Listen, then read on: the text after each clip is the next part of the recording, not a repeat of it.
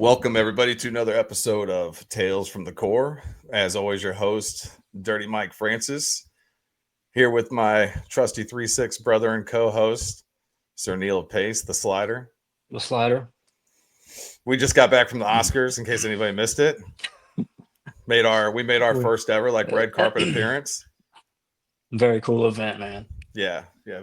We had a blast, dude.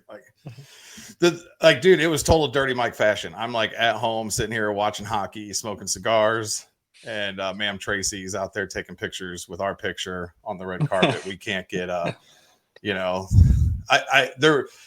of me was like, I can never go to that event because of how I am. But then I saw Adam Sandler and how he was dressed, and I was like, well, fuck yeah, maybe there's hope. You probably would have gotten a seat next to him, man. Yeah, they just put the two dirtiest dudes right there next to each other. So, well, tonight's going to be cool, man. We got a fellow Marine, Mike Carey, joining us. He, actor, screenwriter, filmmaker, Marine, and the Mason Brothers Midnight Zombie Massacre, which I've watched. Oh, man. Yeah, Manson. Yeah, I had a joke there, too. I watched it today, and I can legit say, it was cool. I enjoyed it. I did too, man. Especially as a Marine. So we're gonna dive into all that stuff and talk with him. We were already chatting a little bit before going live, and super cool dude. So gonna go ahead and bring Mike on with us. What's up, brother? Welcome. What's up, brothers? There he is. I thank you. You know what? I really thank you so much for having me on. It's an honor. I'm really honored you'd ask. Yeah, man. I mean, dude, you have really bad taste, but I'm honored. Well, listen, I mean, we knew what we were getting ourselves into whenever you were referred by Freddie Joe. So, God, gotta love Freddie. He gave me some ammunition tonight before I got here. Oh, lovely. He ghosted me over the weekend, by the way, when I was in California. But that's okay. He had a good excuse, so I forgive him. Dude, same. I want to say it was when we went to Peleliu for the 80th anniversary. Yeah, how was that? It was. Yeah, there's just no words, man. Yeah, I mean, talking about man. He brought me some sand back from there. Yeah, you got some. Yeah. Yep. Wild, man.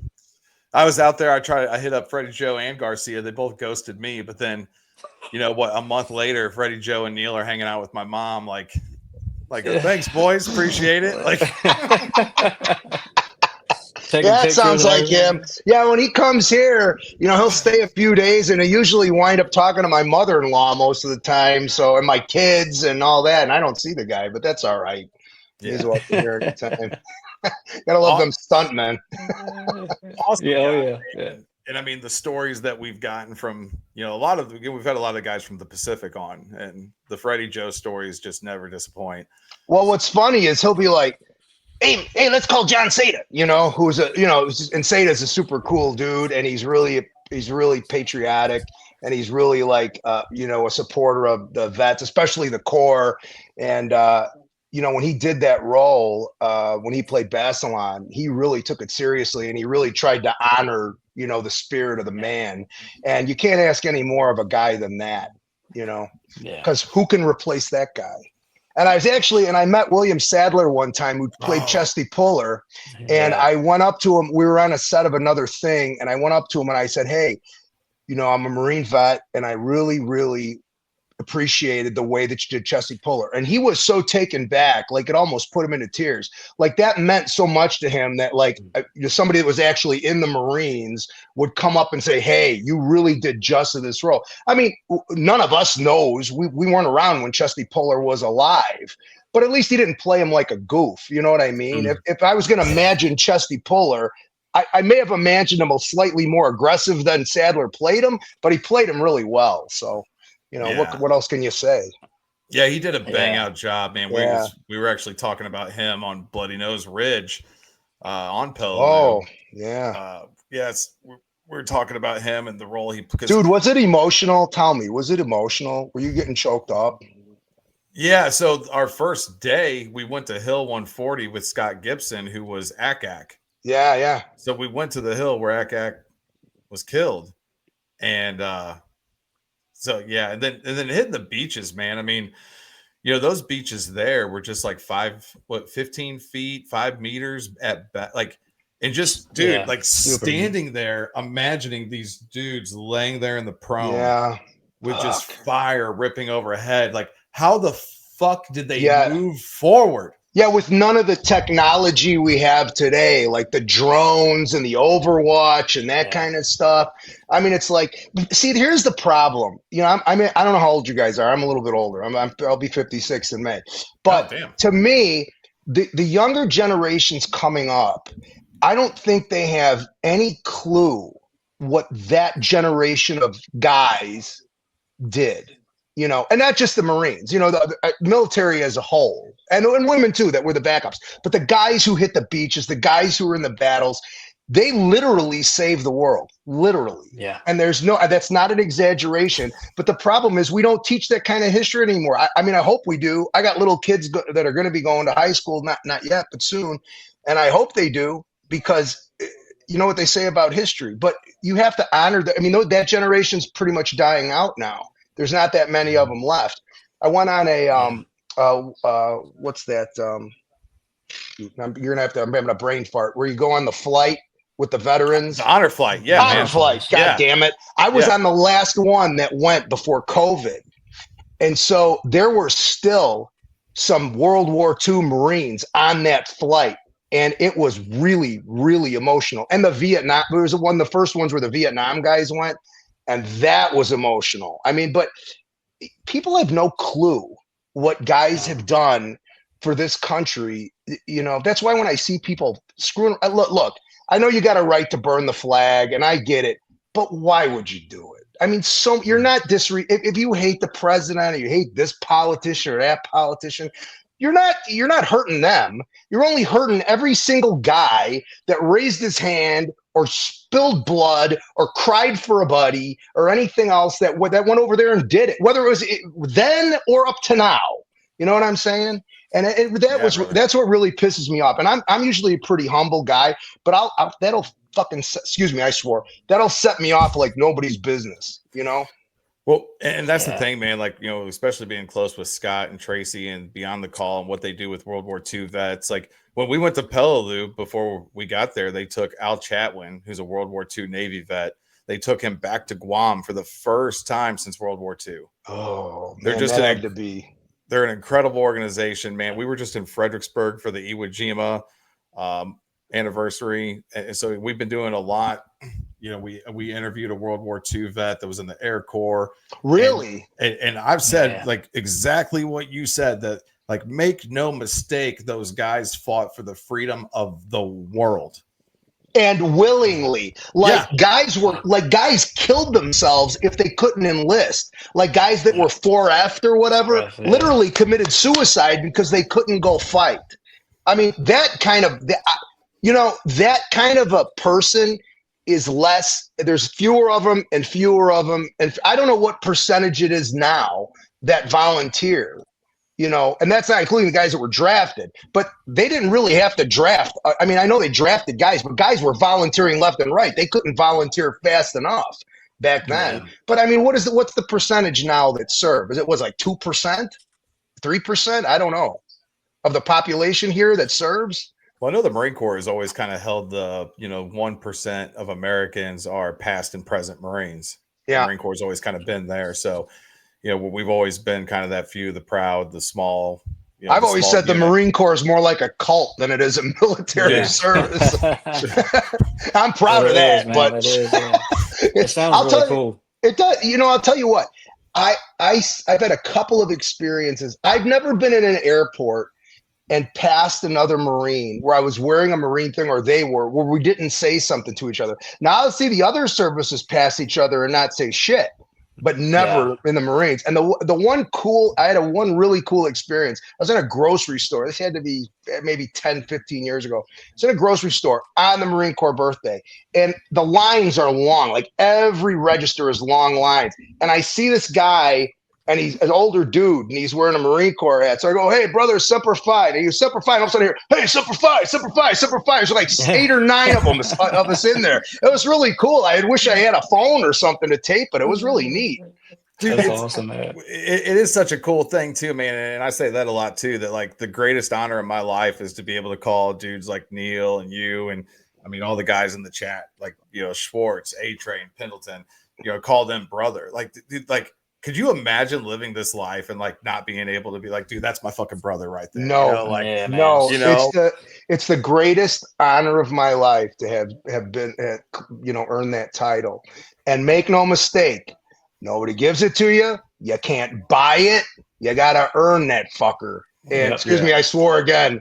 Yeah, we do that, man. I mean, All we do right. that. All right. Yeah, it's all good. I got a potty mouth. I'm sorry. Between the Marine Corps, being a bouncer, being a fireman, it's like I can't. It's such a horrible thing. I tell my kids, don't swear, don't be a knucklehead like me. I can't stop. It's horrible. There's been a couple episodes I've been able to pull off just because of the content that we're trying to share and the level of helpfulness of it, where I've actually gone episodes without saying fuck. Like there's like two. It was like two. I'm gonna try and behave myself. I was trying to get my head. Don't say fuck. Don't say fuck. Don't say fuck. Yeah. Hey man, I made it a point. What was the first maybe 2 or 3 that I was on, man? Made it a point not to say fuck, and it's tough. It just went out the window, man. I forgot about it. Now, when you're in the Corps, it's like it's a part of the vernacular. It doesn't. It's not really a swear word when you're in the Marine Corps. Yeah. It's a noun. It's a verb. It's an adjective. It's a pronoun. What's your pronoun? Fuck. That's what it is. It's a generic filler. Like instead of saying or it's fucking, say fuck. Yeah.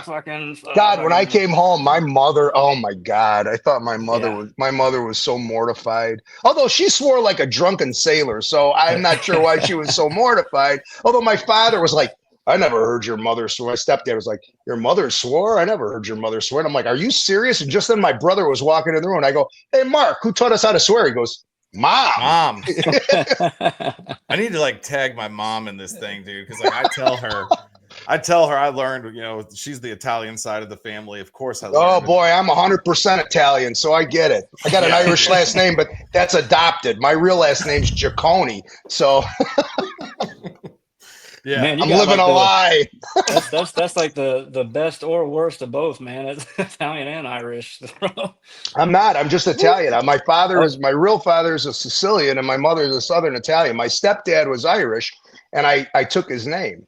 It's crazy. They don't realize that like people don't believe that white dudes like us can exist. Because my mom's grandfather came over from the boat, so great grandfather.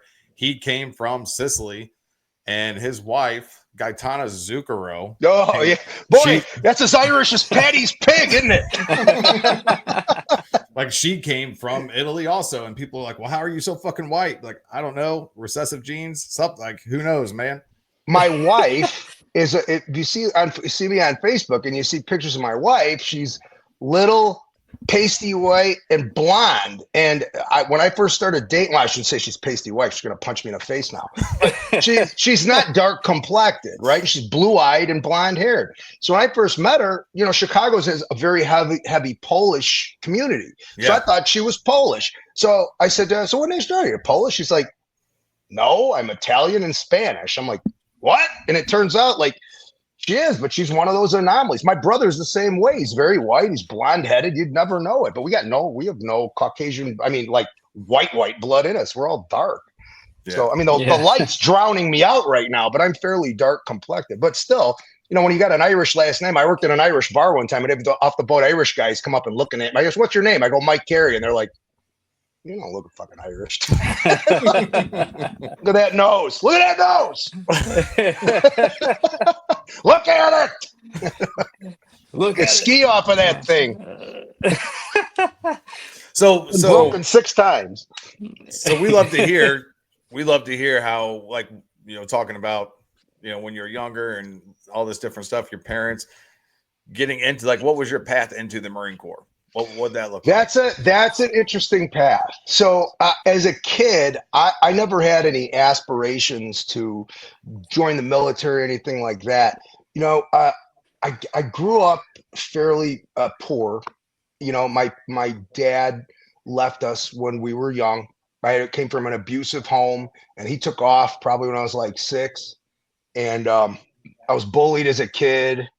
and I think I won the lottery with stepdads, and I got an absolutely wonderful stepdad. And my mother's father, my maternal grandfather, he really raised me for the first probably 12 years of my life.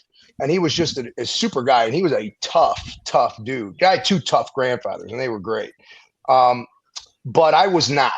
And when I got into high school, I was like, I'm not getting bullied anymore. That's it. I joined the wrestling team, and after I won a couple matches, and then I went and buried some guy's head in the dirt, and I was like, oh, that's not too hard. Then I started doing other things. I started training martial arts and everything like that. And then my best friend was going to join the Army. So the Army recruiter came. He was a year older than me. And I was like, okay, well, that sounds, maybe that's kind of cool, because I was no good student. Like, I have ADD and dyslexia. So back then, so I'll give you a funny story. So like when I was, I think in first grade, I went to Catholic school, and they called my mother, and they said, hello, Mrs. Giaconia. We're sorry to tell you, we think Michael's retarded. And my mom's like, what? And she's like, well, I have to, nope, he's retarded. He's retarded, because they didn't know what ADD was and all that. And I was a daydreamer, and they didn't really figure that out. So like, even when I tried to like pay attention, I couldn't. And after a while, I was just like, oh, fuck it. Later on, when I was much older, I learned how to learn, which is different now. Like now they know, they have IEPs and everything like that for kids. Yeah. Like my route to, and my stepdad was a great man. He was the greatest man I ever met in my life, next to my grandfather. But he told me when I was in high school, hey, listen, when you turn 18, you can go to college or you can go to the military, but you can't stay here. So that was that. So I knew I wasn't going to, I didn't have the aptitude to go to college. I just didn't. I had some colleges scouting me for football or something, but I was a pretty good player, but I probably wasn't going to get a scholarship or anything like that. So then I was like, okay, I'll join the Army, and then the Marine Corps recruiter came to school, and my buddy was like, Mike, did you see the fucking Marine guy? He came in his blues and everything, and I had never seen that before, not even in movies or nothing. And when I saw that guy, and he was like, it's the toughest training you'll ever get. Like, no training compares to it. I'm like, I'm in. I was sold. And I went home and told my mother, and she's like, the Marines? I was like, yeah. And people told me, oh, you'll never make it through boot camp. You'll never make it through boot camp. And I was like, well, now I'm fucking going. Right. I enlisted when I was a junior. Like I signed up before. My mom had to sign for me and everything else. So, and it was, I remember we started with so many guys, and we dropped just a ton of guys, and you guys probably had the same experience when you went through boot. Like, it was not easy. And we still had Vietnam guys training us, it was, I went in 87. Okay. So, yeah. So it was still, those guys, and it was great. I gotta be honest, having come from an abusive home sort of prepared me for, like the yelling. So especially being Italian, if you're Italian, you get yelled at, and that's it. So that part of it, a lot of guys, it unnerved them, but that didn't bother me at all. Like, I was no star in boot camp or anything like that. I was, I did okay. I made it through, but the yelling never really bothered me. It was always like, it's like home. Oh, so it's just like home. No problem. Although, people will tell you, oh yeah, I'm sure you've heard this too. Oh, don't worry. I'm ready. Yeah. Until that fucking hat walks on that bus. Yeah, you don't know you have no idea what you're in for. I love that shirt with the yellow feet. You know what I'm saying? It's like people who know what that is. And it's like, I'm like, everybody does the same reaction. Like, what the fuck did I get into? What did I do? This is a huge mistake. I wasn't expecting it to be this bad, because you are not prepared. I don't know what it is like now. I have no clue. But I'm sure when you guys went in, and at least when I went in, it was absolutely gangbusters, nuts, and tough, and everything you could imagine, and then some. When I was in boot camp, the movie Full Metal Jacket had come out. So when I went home on leave after boot camp, my mother was like, I went and saw that movie. Was that boot camp like that? I'm like, yeah, it was exactly like that, except there was 3 of those fuckers, not just one. Not just one. Right? Yeah, There was 3 of them damn guys, sometimes 4, depending on what kind of a platoon you had. That's the worst part of that. I mean, that movie was so damn good, but for them to only have one guy, one drill instructor like that. And people were mortified when they saw that. It's like, no, it was 3 or 4 times worse, depending on where you were. I'm like, I remember being I don't remember what I was doing, but one of the hats came up and he's like, get in the whiskey locker, So I go in the whiskey locker and he backs me up against the thing. He's like, start singing. I'm like, from the halls of my, and the lights go out. So I'm singing. I'm like, from the halls of my, he punches me right in the gut. I mean, I couldn't tell you what I did. I don't remember. I just remember, that happening. But that happened to a lot of guys, not just me. And I was really lucky. I mean, I went through with a bunch of great guys. Like I got to give a shout out to my guys, Stan Steer, Kareem Mukta, Pat Kearns, Don DeValley. These guys were like, if I wasn't for those guys, like I don't know, maybe I would have went wire happy, who knows? But they were great. And I actually had a good time at boot camp. I was sorry when it was over. And I had a great senior drill instructor, and he was a super guy. And he was one of the guys, I'm not going to mention his name because he probably doesn't want me to mention it. But he was one of the guys that survived the Beirut bombing. Oh, and he was one of the old. So you got to remember now, this is the 80s. Not too many guys had a combat action ribbon. Yeah, but he had one from that, and so that was pretty. That was pretty cool. That was pretty cool. Dude, our master guns at 3-6. He was a Beirut survivor. Oh, was he really? Yeah. Well, there you go. Hardcore, like just. Yeah, you'd have to be after that. You know what I mean? I mean, full disclosure, I already told you guys, I never went to combat. I was in during the Reagan administration, which I'm very proud of. I got to serve under Mr. Reagan, who's my favorite president. But it was the 80s. We didn't throw a rock. We didn't do nothing. And plus, here's a funny story. You want to hear how I wound up in my MOS? Yeah, what was it? Oh, yeah. This is great. So I went in open so they're like, I was a moron. So they sent me an open contract, right? So I figured I'm going to be a grunt. I'm going to be a grunt. Yeah. And that's where I was. I was on the pipeline to Grunt Town, right? And while I was in, I don't know if they did this with you guys, and I kind of trying to remember the whole thing, but it's 30 some years ago, almost actually very close to 40 years ago. So the memories are a little hazy, but we took a test. And we didn't know what it was. And a guy came in and said, who wants to go to, was it S2 that's intelligence? You're going to have to get my memory. That's S2, right? Yeah. He said, okay, who wants to go to S2? I passed the test. It was me and 5 other guys passed the test, I think, maybe a couple more. But I didn't know what it was, so I didn't raise my hand or nothing. When I got out to the fleet later, I found out what S2 was.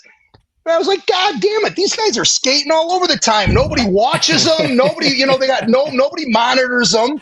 They're spooks. And I was like, God damn it. Well, what happened was in third phase, whoops, my hat got screwed up. In third phase, let's take it off. In third phase, I got my senior comes up to me and goes, you need to go down to, and I forget where it was, some Quonset hut, one of them old Quonset huts they still had. He goes, you got a visitor. I'm like, a visitor?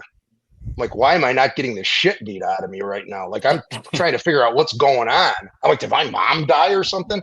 Oh, yeah. So I marched down to this Quonset hut, and I go in there, and there's my uncle. And my uncle was a full bird colonel.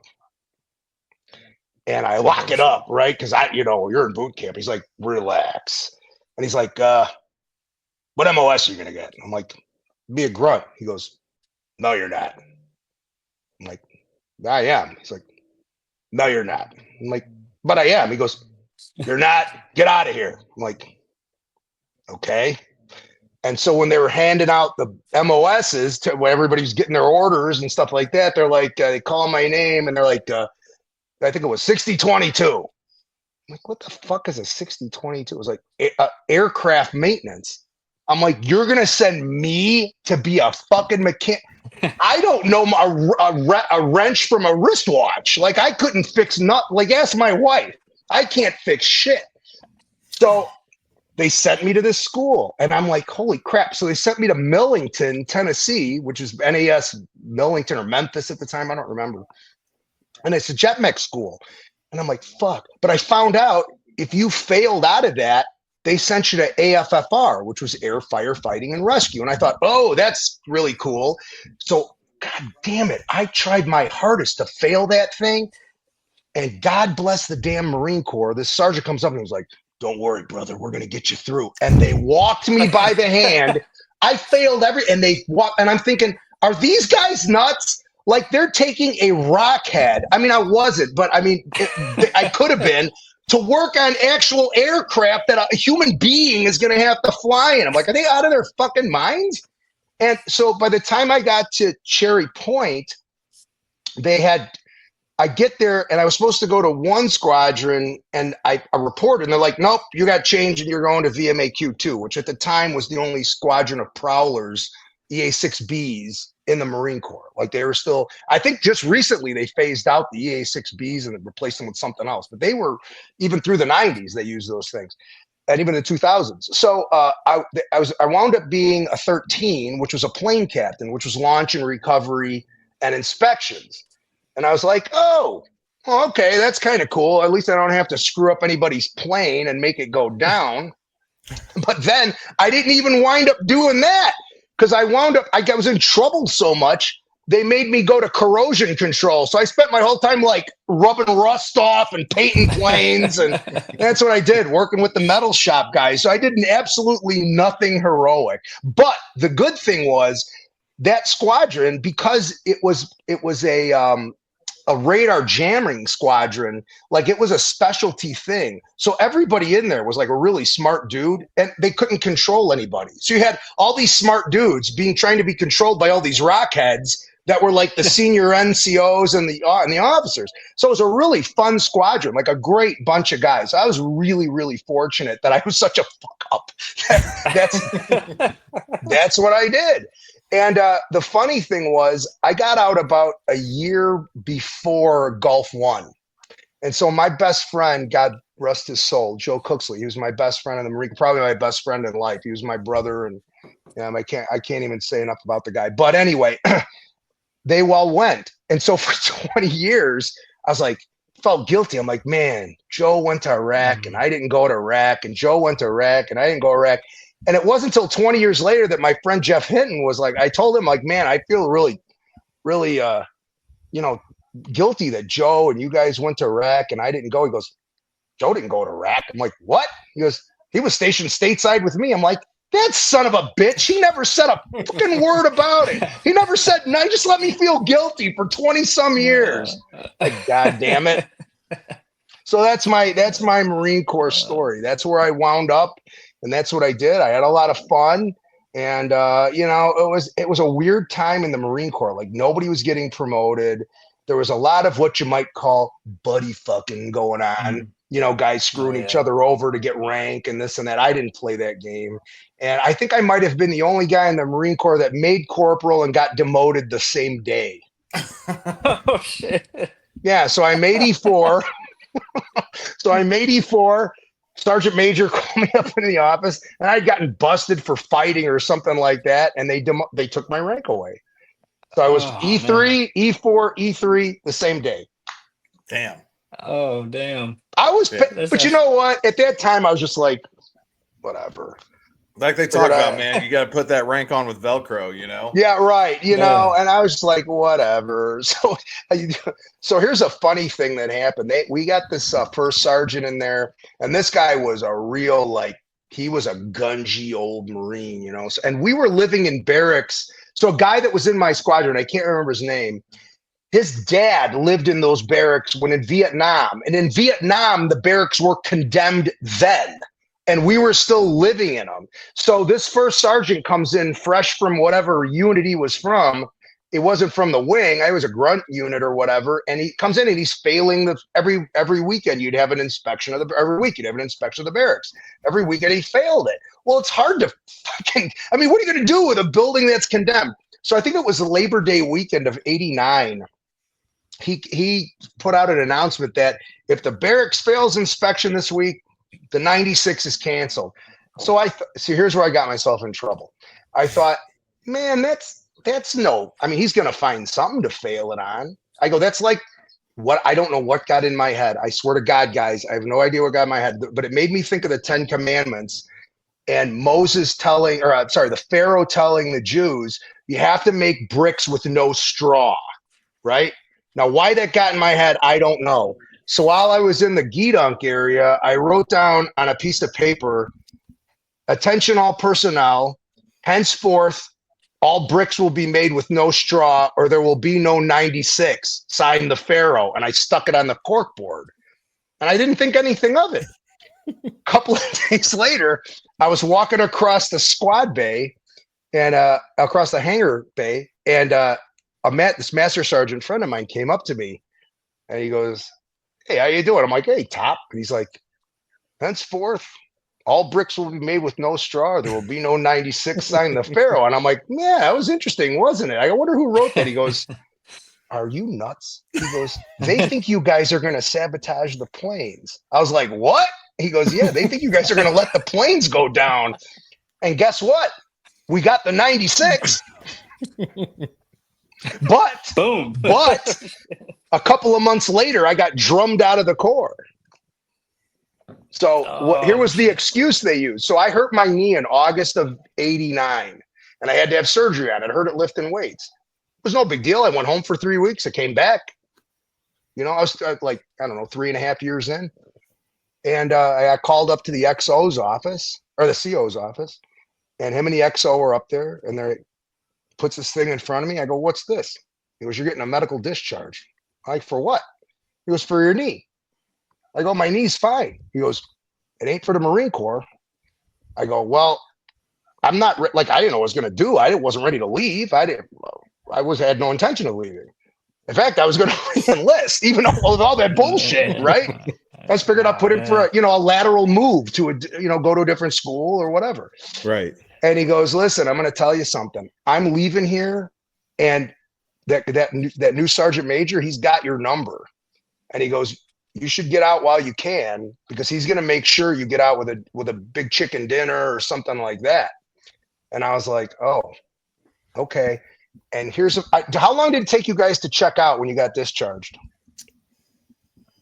A week or so. I mean, okay, a week. From the time they gave me the paper, I was on a plane 6 hours later going home. Jesus discharged. That's how fast I got out of the Marines. Golly. Oh, damn. Right? That's and so what's funny was at the time, so Bill Clinton gets a lot of the blame for downsizing the military, but actually that started under Mr. Bush. And it wasn't just me. They were drumming guys out for having finger problems and shit. They wanted to downsize the military. I mean, there was no wars on. So I wasn't the only one. I thought a bunch of my friends got out, and a bunch of my friends that went to the grunts, they wound up getting out too, same way. Like they hurt their knees or something. They're like, our knees are fine. They're like, nope, you're out. That's what it was in the 80s. Yeah, they started. From what I've heard, man, they started doing that stuff a lot. I was talking to a good buddy who re-enlisted. You had guys with 2, 3, even 4 combat deployments, and then 2010, 11, 12, they just started, hey, we don't need you anymore, thanks. Not even a watch, man. Just thanks for 8 to 12 years of your life. We're not going to let you retire.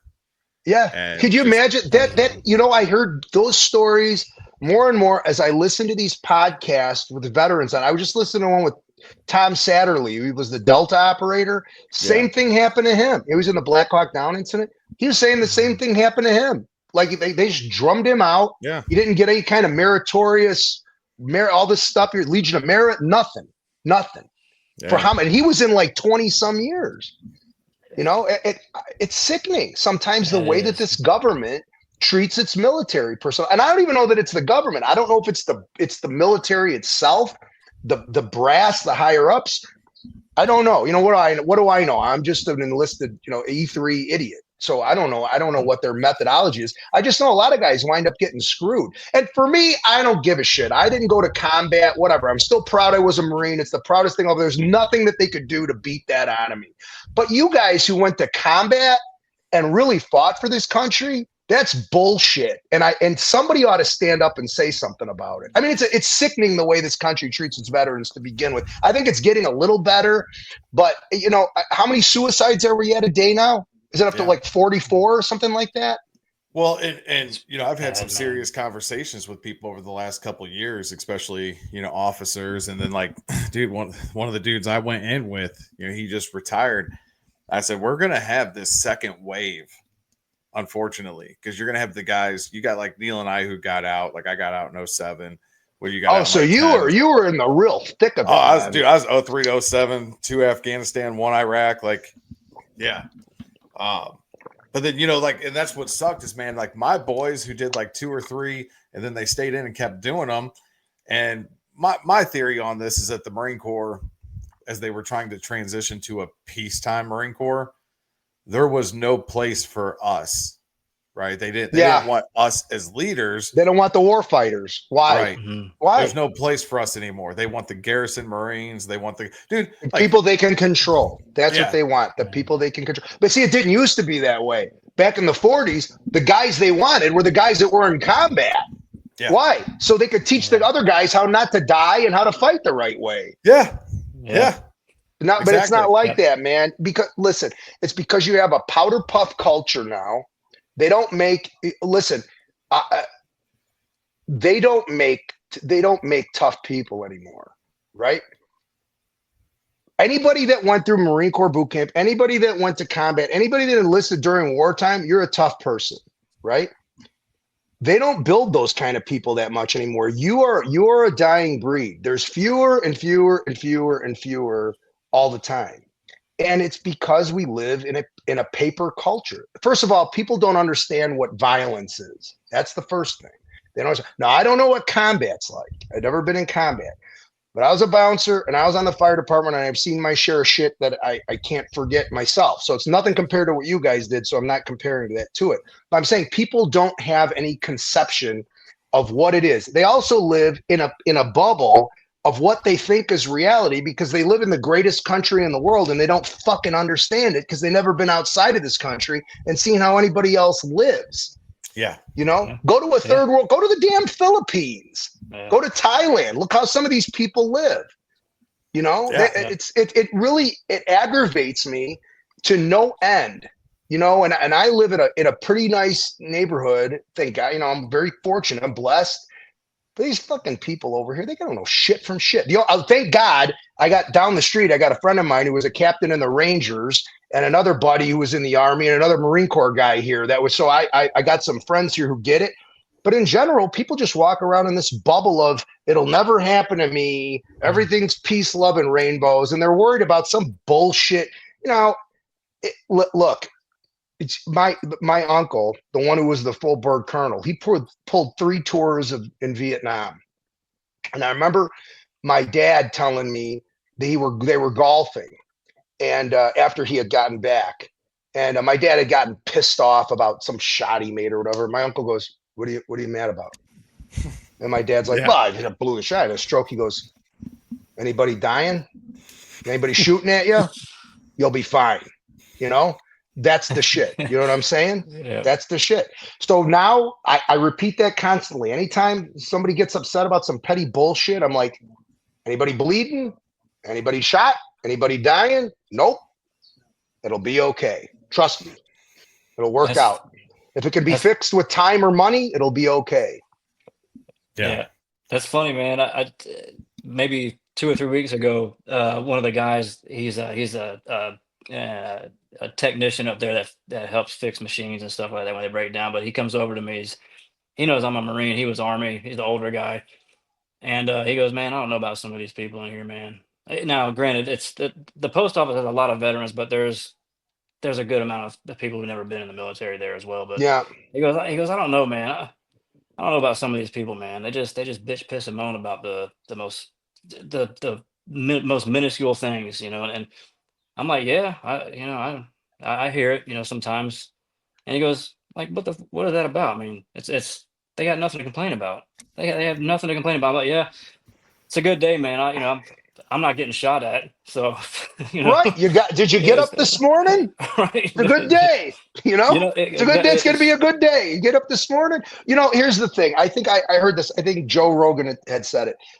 your worst experience is your worst experience. And some Mm-hmm. people's worst experiences, they got a hangnail before they went on a date or whatever. And some person's worst experiences, had a bunch of buddies blown up and they survived and had survivor's guilt, or they got shot up themselves and lost limbs, or have a traumatic brain injury, or have PTSD or whatever, or God forbid, lose a kid. I mean, that's bad. It's a bad day. So, you gotta keep things in perspective, folks listening out there in podcast land.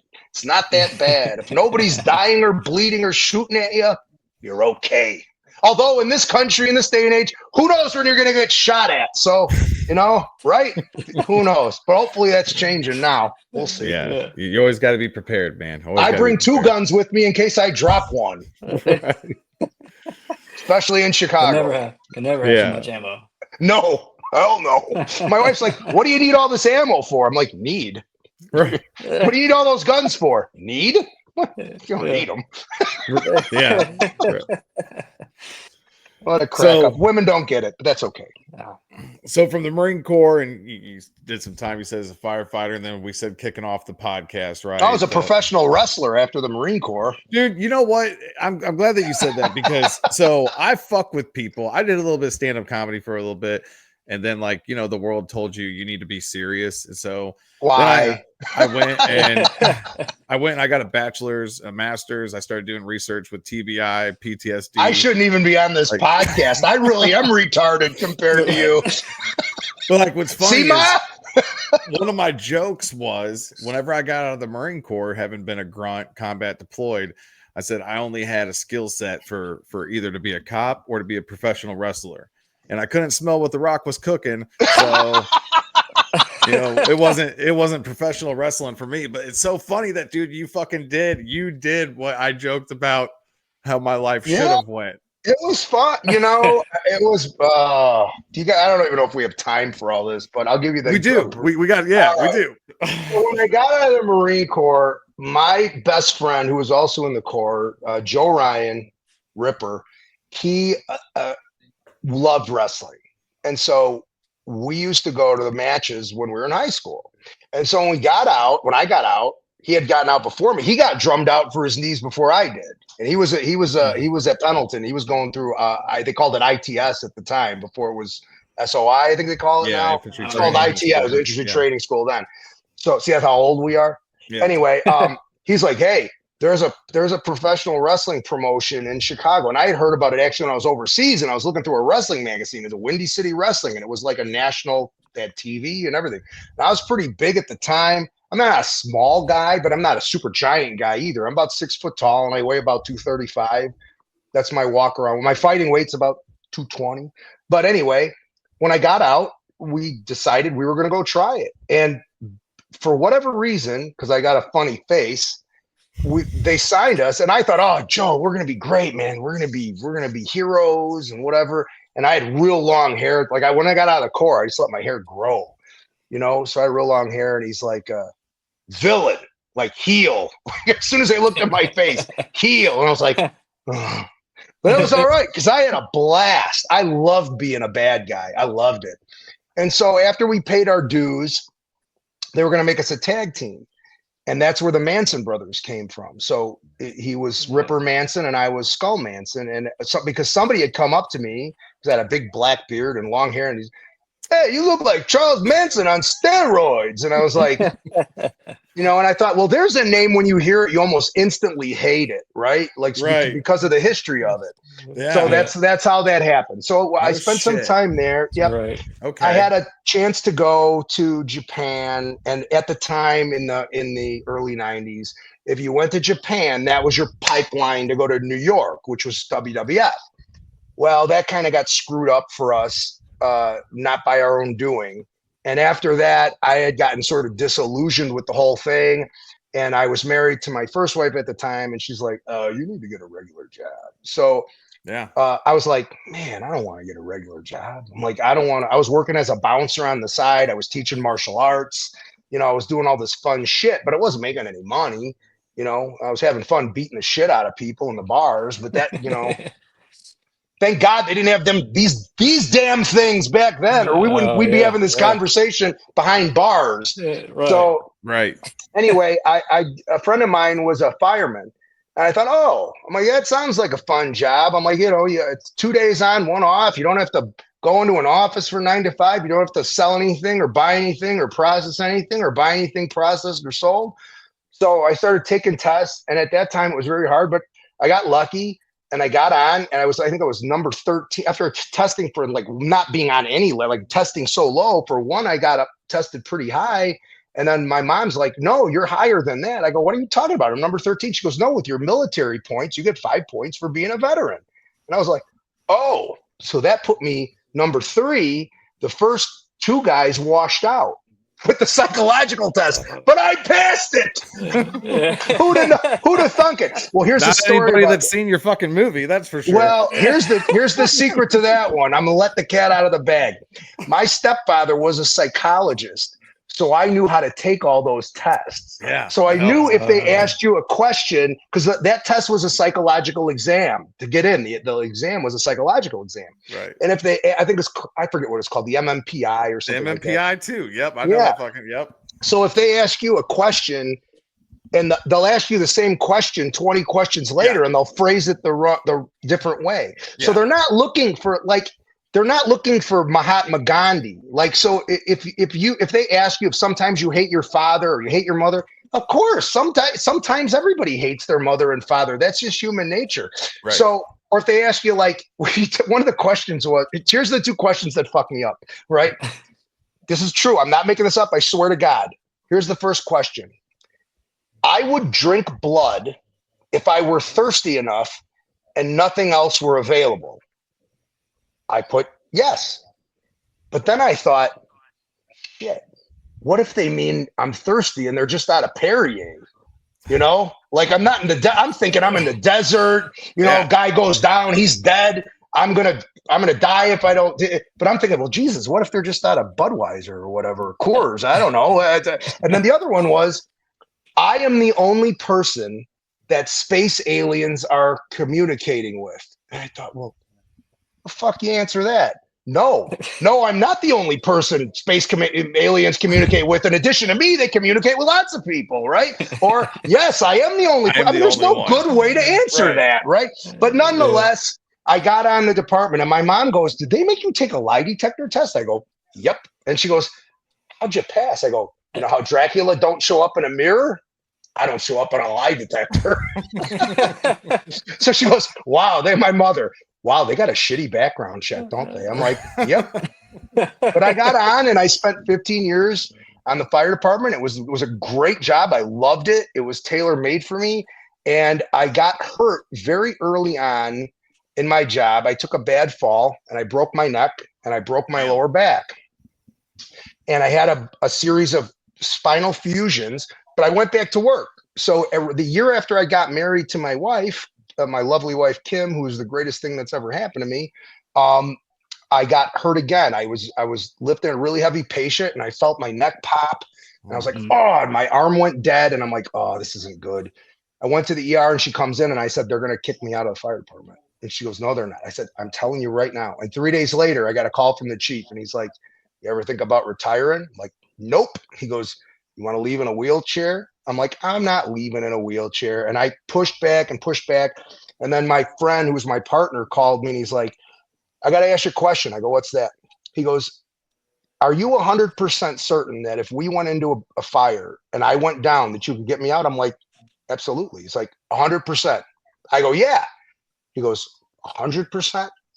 And I go, 99.99. He goes, not good enough. And boy, I'll tell you what, that reality of having to admit that you are not 100%, like, I was not like an academic guy. I couldn't tell you what hose pressures were this and that. But if we went into a building, you're going out. If you go down, I'm going to get your ass out. And that was I was a physical guy. That was my specialty. So have that reality. That was horrible. Mm-hmm. So anyway, they retired me. And this segues into the movie thing.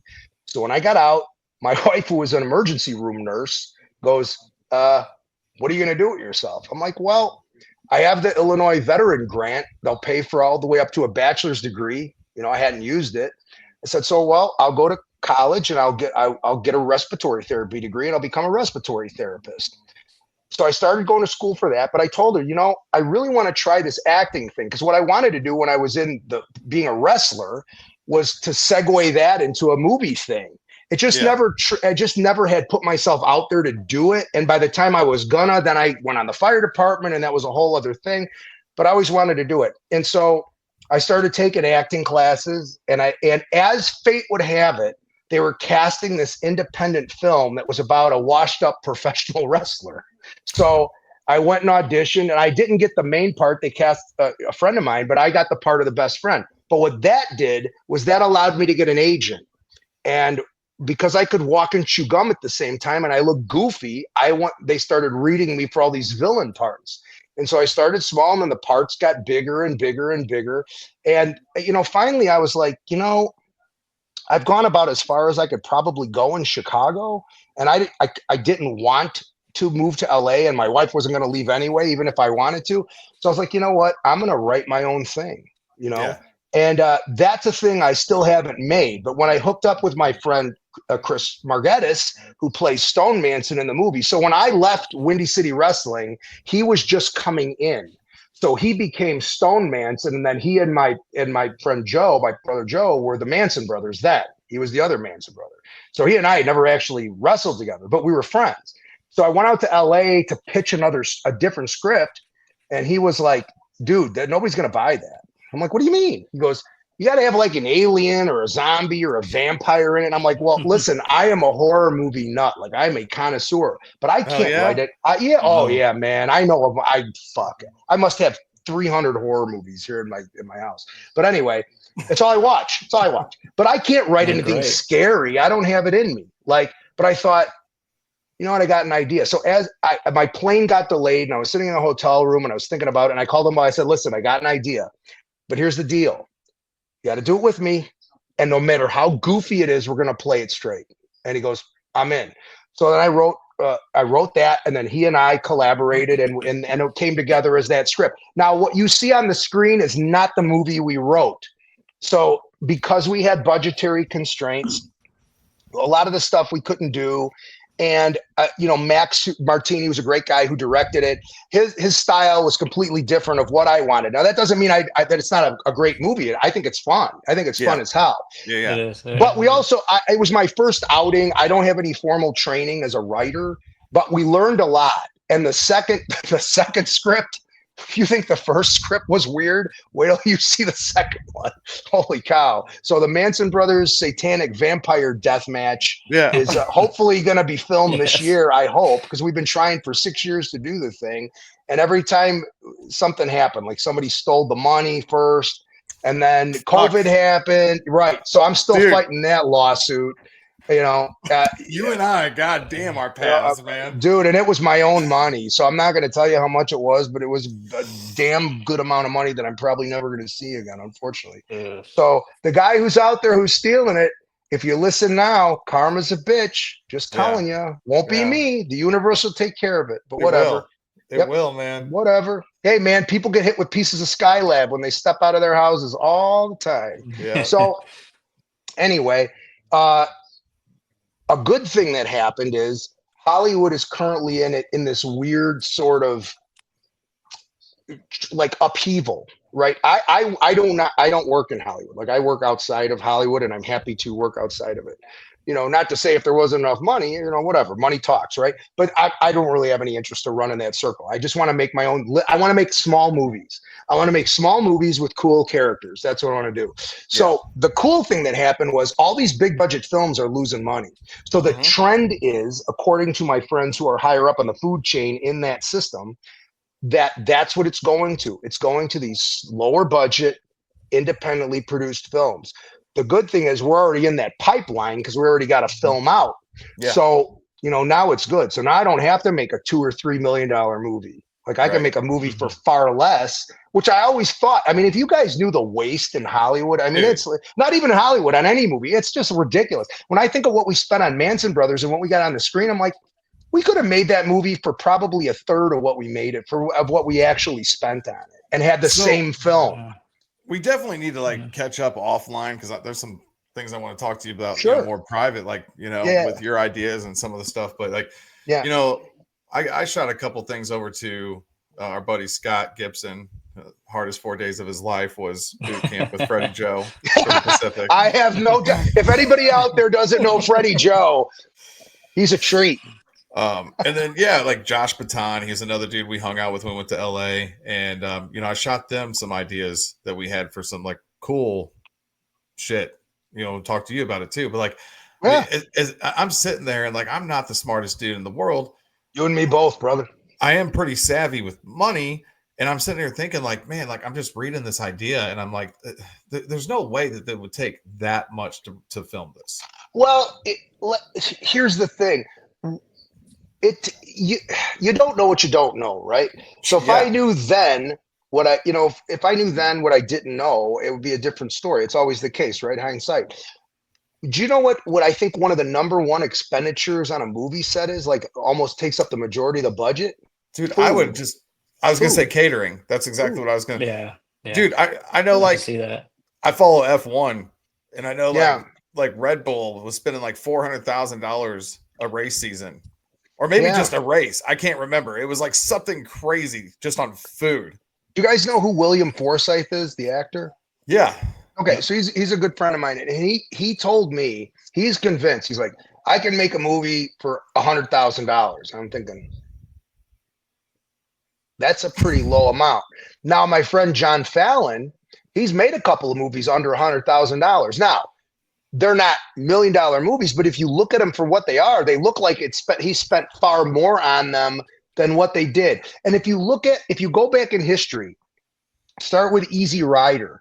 Right? Easy Rider revolutionized the movie business in the late 60s, right? It was an independent film. They didn't spend a lot of money on it, and it was character-driven film. And see, I believe in characters, right? The movie starts with the characters. Yeah. If you get people to identify and invest in it, which is one thing I think our movie has going for it. I think our movie has interesting characters, that every one of those characters is not a cardboard character. Every one of those characters has a personality, has depth to them, and we went out of our way and we cast the right people. And I think when the movie came out, and we got really good reviews on it. We really did. We have a really strong following. The problem is we released it at the height of COVID. We didn't have the right distribution company. They just kind of unceremoniously dumped it onto streaming, so nobody knows it's there. But the people who have seen it, that review movies, we got excellent reviews. But the one great thing they say about it is they love the characters, like your characters. I mean, dude, like you guys, I was really interested to talk with you, because obviously the only you I knew was your character is Skull, right? And not too far off from that character. But you did such a great job, and like you guys did develop the characters very well, just like the whole, like, we're Hispanic. Like, you didn't realize we were Hispanic. That was like, so good. That part was just like, it was just comic genius. But not only that's an inside joke there with me and my wife. I won't tell it because she'll get mad. But that's an inside joke. But and it develops your character. Like, those things. It's like you learn who this dude is. And it's great, man. Well, to that point, in the original script, the Skull wasn't like that. He was the curmudgeon-y one. And Stone was sort of the slick guy that was always getting in trouble. But then as the thing progressed and the characters started to take on different things, I thought, well, I think if Stone is sort of he's the younger brother and he's the smart guy, he drives the business of the team, right? The brother, Skull, he's the guy that makes it work physically in the ring, but he's adult. Like he couldn't write his own name or pay his bills. But this is based off a friend of mine who, like, you show him any martial arts move and he could master it just like that. So not me, but the character of Skull is supposed to be, he's really a savant when it comes to physical stuff, wrestling, fighting, this and that. But he's an idiot. He can barely pronounce his own name. That was it. He didn't know he was Mexican, or at least he didn't realize that his mother's accent was as a Mexican accent, and he's 50 years old. That's how stupid he is, But he's a sweet guy, but don't get him pissed off. He's got a switch. And when the switch flips, he kind of blacks out. So those developed. And then a lot of those characters are based on real people. So like the character of Captain Marvelous is based on a real guy that we worked with, except I will tell you, the character of Captain Marvelous is a lot more fun to be around and more endearing than this guy. This is a guy that's so miserable. I think I say in the movies, one of those guys that walks into your house and all your plants die. That's that's my wife's line. She came up with that, but that's totally true. Or he's the kind of guy you give him a gold bar and he bitches because he hurt his back putting it in his trunk. Right. That's one of them guys. So that story in there about him winning the lottery and bitching that he won, that's a real story. That really happened. So that was the real dude. And the character of Carson is based on a guy that we really worked with. And thank God we got Dave Meadows to play. Dave is a Navy SEAL. He was a SEAL sniper. And that was a funny casting process. So Max, who directed the film, kept trying to get these Hollywood dudes to play that part. Like I think Holt McCallany was up for it and a bunch of other people. But Dave was reading for all these parts. And we keep saying, cast Dave Meadows. Dave Meadows is awesome. He's perfect. And so Max like, no, he's going to play somebody else. Okay. So then a month later, we're getting close to the shoot day. He goes, guys, I got an idea. How about Dave Meadows for Carson? And me and Chris are like, brilliant. Let's do that. And Dave was awesome. He nailed it. And Randy Couture was awesome. And he was so funny. That scene where they're playing cards.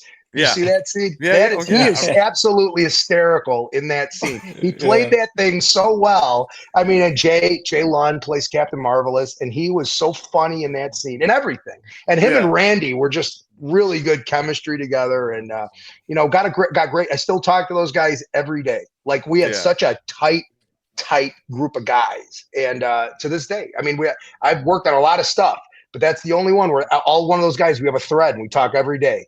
At least somebody will send some stupid meme, usually Randy. And it shows too, man. Like, and that's the thing we talk about, like chemistry. I mean, even with the two that we went to Peleliu with, I mean, like Neil and I have known that chemistry just because of the Marine Corps and deploying with people and going to combat. And then, Scott getting super close with the Pacific people. And, just when you're in something like that, and I remember telling them, I think we were on Bloody Nose Ridge when I'm like, you guys know, this is one of those life-changing events that bonds us for the rest of our life. Oh, hell yes. And same thing. Not a day has gone by that somebody hasn't posted something or, so like those are really special groups. Yeah, man. And you know what, I think I'm used to being part of a fraternity, right? So the Marine Corps. Then when I was a bouncer, that was a fraternity. When I was, I trained martial arts, that's a fraternity. And then the fire department, that was a fraternity. The movie business, not so much. But I was determined on that set that we were going to have a fraternity. There's a great picture. I wish I would have it so I could pull it up. I don't have it right now. It's of like myself, Chris, Dave Meadows, Randy Couture, and Boss Rutan. Like all alpha males, right? Every single one of those, especially Boss and Randy, right? Like two of the toughest guys on the planet. Yeah. Nobody had an ego. Nobody had an attitude. And we had DB Sweeney and Adrian Pazdar, who were like big time actors. They came in with just easy going, and they elevated the acting. Like we learned a lot from just watching those guys. And Max was just a really good. Chris didn't have a lot of acting experience, but Max was so good, like at coaching them. Yeah. It was great. I had the hardest time, I think, because I never actually played a character like that. I was used to playing hitmen and rapists and drug dealers, and because of that, right? So I didn't get it. This was my chance to play a funny character, which I loved. But it took a while to grow into it. Well, now. He and I did a YouTube show a couple of years ago. We're probably going to do it again. But my wife's like, Jesus, the way you guys go in and out of characters so fast right now, it's amazing. I'm like, because we know the characters now. Like we were over the weekend breaking down the other script, and the director was there, the guy who's going to direct it. And he was like, Jesus, you guys are like, you can have a conversation. All of a sudden you're in and out of character. I'm like, yeah, well, if he says something and I hear a word that reminds me of another word, then I snap into like do the skull thing, and then he'll respond accordingly. And then it's just one of those weird kind of dynamics that we have. And I love it. It's great. It's really great. It's great to flex that creative muscle too. Well, it's great when you get around guys that, you know, anywhere in life, not just where you're at, but anywhere in life when you're around people, guys and women who don't have anything to prove. Right. Exactly. Right? That's why dudes like Randy and dudes like Boss, side story, like the best man at my wedding, he's a black belt in Krav Maga. He's trained with Boss, like just an incredible dude and one of the nicest dudes ever. And he talked about how great Boss Rutan was. And Boss he's just the best guy. I love that guy to death. No, they would have proved it, you know, like they've proved anything that they've needed to. And they're just the type of dudes that they don't need to prove anything to anybody. And like, those are the most coolest people to hang out with. Yeah, 100%. I remember one time we were at this barbecue joint, little redneck joint. It's me, Boss, and Randy, and we're sitting at this table. I remember these guys standing at the edge of the bar, staring at us, and like Randy didn't think anything of it. But Boss is always ready for a good time, right? So he's like, Boss is like, this is the wrong table, man. You know, I think Dave Meadows was there too, and I'm looking around like, well, for once, I'm not like the toughest guy at the table. I could just kind of sit back. But those guys, they just wanted autographs from those guys, you know, and they came up, they're like, "Can we have an autograph?" I'm like, yeah. But it was just funny to kind of be in that situation when you're with guys like that are so, you know, relaxed and high end, you know, because it's funny when you're around dudes like that, you don't have to, you know, they're tough. Like they just have that, they got that energy. You know what I mean? Even though they're nice as pie. Yeah. You know? Dude, I actually had the incredible, you talk about like honoring, humbling events. Like became best friends with this dude like instantly, and ended up going to Vegas, UFC Apex, and like cornered him. Oh, wow. And that's pretty cool. And I mean, you know, he's one of those dudes, like I love him to death because he's, you know, 6'2", just, you know, just yoked. It's funny because you were talking about the guy who's like a savant, you know, so, and I'm not saying anything that he hasn't said publicly. Like, you know, he dropped out of school in like the 8th grade. He's from rural country, Missouri, and he started doing jiu-jitsu. And, you know, like his first fight, he like kicked somebody in the head and knocked him out in 10 seconds. It's like, hey, I'm kind of good at this. And he's that dude right? That he can watch anything. He can learn a martial art and move. Picks it up. Yeah. And it's because it's funny because he was like, dude, you're like the smartest dude I know. And I'm like, dude, you're like the smartest dude I know. Right. Like, isn't that funny to see yourself through somebody else's eyes? Yeah. Like he's so intelligent. He's so smart. Like he's got an incredible personality. He's like the nicest dude ever. But I'm telling you what, like when I'm hanging out with him, boy, if anybody tries to fuck with us, like I ain't gonna do shit. I ain't gonna do shit. You know, I'm getting older now, you know, and it's like I was pretty, you know, I had a pretty bad reputation when I was in my early 20s bouncing in Chicago. But, you know, when you get older, you start to like, you know, I'm starting to slow down a little bit. Like I can feel it. You know, I can feel it. Now I got a couple good ones left in me. I'm saving them for a rainy day. But, you know, it's still good to surround yourself with tough people too. Right. So you don't got to do it by yourself, you know? Yeah. I love hanging around with Jake, man. Like I don't have a care in the world when that dude's around. I'm telling you, I've been around some time. I mean, my last fight I had was like 2004. I fought in a bare knuckle tournament in Denver, and this kid, like I was like the oldest guy in the tournament by 10 years, and I thought, what the fuck am I doing? And this 21-year-old kid was just a phenom, and I drew him in the semifinal or something. And he was all over me like a cheap suit. Like I make no excuses. And, you know, I never been knocked out. I didn't fight a lot, just a record. I fought a couple of times. I was more, you know, I was too bouncing and things like that, but I did fight a couple of times. So during the last round, all of a sudden, I thought somebody threw a monkey wrench out of the crowd, and I felt like a dull thud, and I started slowly. It was like one of those movie things where you're slowly falling to the ground. And in that time period, I was thinking, first, I'm like, who threw the monkey wrench?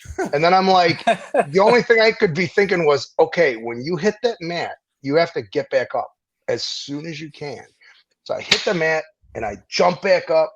And the referee's like, "You okay? You gonna fight?" I go, "Yeah, good, good, good." He goes, "Okay, fight." And I see this guy coming across the mat, and I can see he's got the death glare in his eyes. Now there's blood in the water, and all of a sudden, like stuff starts to spin, and I'm like, "Uh-oh." Like he is gonna kick my head right into the stands, and I could see him winding up for it. And right when he was gonna do it, the bell went off. So because I'm telling you, he would have knocked it. What was funny was he did kick me, in fact, and I didn't see it because when we got in the locker room, I was like, "What'd you hit me with?" He goes, "Dude, you were dropping your left hand," and he cracked me. But what I didn't see was I didn't see how bad it was. Like when I watched the video later, like my head went all the way back. You know, I already had a couple of neck surgeries already, right? So real smart, right? Real smart. And he was like. But the upside was he was like, "Brother, nobody ever hit me that hard." And I was like, "Oh, good." And I was the only guy he didn't knock out. So not too bad. It's okay. I was 35 years old. He was 21. Not so bad for the old man, right? Survived. Right. It's about survival, guys. It's about survival. It's not about winning. It's about surviving, right? That's it. That's right. That's right. I got a couple of save rounds. One from Freddie Joe. I don't want him to chew my ass later for not asking. Oh God, yeah, it's the last thing you need because he won't let up on it. Yeah. So the very last scene of the Manson brothers. Yeah. So he had to undergo a hell of a physical transformation for that, right? Yeah, because I was pretty beat up by the end of that film. Because I was doing all the physical stuff myself. And I right before we started filming, of course, I screwed my back up again and I needed a surgery. So I need to get another back fusion. So I was hurting. And the last scene is a scene where we have to jump off the loading dock, which in and of itself is no big deal. But you have to remember, you're going to do that 7, 8, maybe 10 times, depending on how many takes you want. So he was going to double me. So he got the beard. And if you see us, did you show you the picture? He sent me of us side by side. Yeah, it's not bad, right? But I was like, I am not, you're not doing this, right? So I did it. But for the next movie, I'm using a double. I'm not proud. Listen, I paid my dues. I got nothing to prove anymore. So I was going to say, I did not know how old you are. Like, I'll be 56 in May. Yeah, you look great for that, man. So I appreciate it's a lot of beard dye, but thank you. So I'm watching this film, and then I was 50 when we filmed it. Neil's sending me Freddie Joe is the stunt double, and I'm like, yeah, I'm gonna have to mess with this dude a little bit about getting old Freddie Joe to be a stunt double. But then I hear about all the shit that you've been through, and I'm like, all right, after the movie, I had the surgery after the movie, and they botched it, and I had to go back 4 months later and get fused again. So I had 2 major back surgeries within a 4-month period, and then I gained like 20 pounds to play Skull. And then I never took it off. So now I'm still fat from the movie. You know, I'm not doing that again. I'm slimming down for the next one and I'm staying there. I don't care what they say. You're going to look bigger. No, I don't. Yeah. No, I don't. I'm like, my wife's like, "Oh, you look so big." I'm like, "Well, the camera puts 10 pounds on you." She's like, "How many cameras were on you?" I'm like, "Oh, a couple." Man, you're a unit. You're a unit. Yeah, right. Yeah. Oh my God. But it was a great experience. I loved it.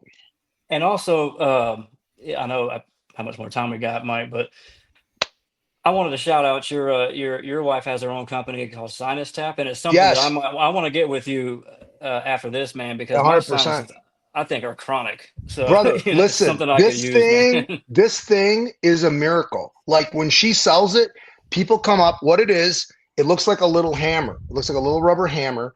And you tap your sinus cavities and it releases all this shit without having to put anything up your nose or take any drugs. And people come up and they don't believe it and they tap their face and all of a sudden they start draining. So it's really a miracle. Yeah. Dude, I could definitely use it. That's interesting you bring that up, man, because like we just had a 20-year reunion from Afghanistan, guys, and in our group chats and everything, we're like all of us have that like rhinos, whatever it is, man. Yeah, I bet probably from all the dust and the sand and all the shit in the air. Yeah, right. Dude, I got to spray every night before I sleep, or else I can't breathe. Yeah, dude, it'll work for you. It'll work for. I'll send you. I'll have her send you guys a couple. When we go off there. Oh man, we'll check it out for sure. Yeah. So absolutely. So for everybody listening, if you got Amazon Prime, go check out the film. It was super cool. There it is, the Manson Brothers Midnight Zombie Massacre. Or buy it directly, whichever one pays you guys more in royalties. That's my funny face on the cover. Yeah, that's me. If you don't have Amazon Prime, like fuck Jeff Bezos, borrow somebody's login, don't pay him money. Yeah, I think it's available on Tubi.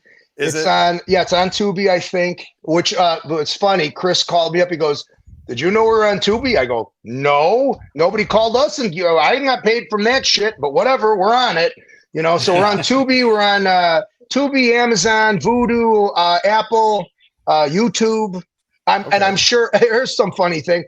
I have a friend of mine in the intelligence field, and he calls me from, I think, Dubai or Saudi. I can't remember. He goes, "Hey, I'm in this hotel in Dubai, and your movie's playing on the closed circuit, and it's subtitled in Arabic. Or was dubbed. It was dubbed in Arabic." I'm like, "Well, that's funny since we haven't sold any foreign territories. That's pretty interesting." So it's funny how that shit works. Hey, man, at this point, I don't care as long as people see it, And the second one will be even better. I can honestly say it was a fun film. I'm really into like some horror and gore stuff too. Like, what's your favorite? So I'll tell you what, man. It's so funny. I didn't even know top five. Top five, Jesus. Well, I mean, the Terrifier is definitely like that raised the I didn't even know I was that fucked up until I watched that. So Chris knows the director of that, Damien. Yeah, he knows. All of a sudden, I'm like, holy shit, man! So I start psychoanalyzing myself. I'm like, am I just trying to find my limit? Like, do I have a limit? Dude, this is how fucked up I am. That one pushes it. I don't know if I should say this because it's public, but the I Spit on Your Grave, the remake or the original one? Well, both. Or both. Yeah. So and I was telling somebody who likes horror about it. I'm like, listen, man. I'm like, that one, that was a brutal scene. It's brutal, man. I'm like, it. I was a kid when that thing came out. So the original one, I was about 10 years old when that movie came out, and I remember. It was really controversial. It was probably the most controversial movie since Last House on the Left had come out in 1972. So this was 78, 77, 78 that came out. Yeah, it was around there. It was around that time. I was around 10 years old, I think. And it was a big deal. And I didn't see that movie until much later because my mother was like, "You're not going to see that damn thing." So I didn't think to see it. In fact, until I was in the Marines, I think I watched it. And I had a hard time sitting through it. And I'm and I got to be honest with you guys, after being on the fire department and seeing, I'm sure maybe you guys have the same experience being in combat. I can't watch anything that where kids are being hurt and stuff like that. I just have a hard time watching, especially having kids of my own. Yeah. I've seen too much shit like that. That doesn't mean that shit's not good. I'm not saying that. I'm not saying those movies are bad. I'm saying I have a hard time sitting through them.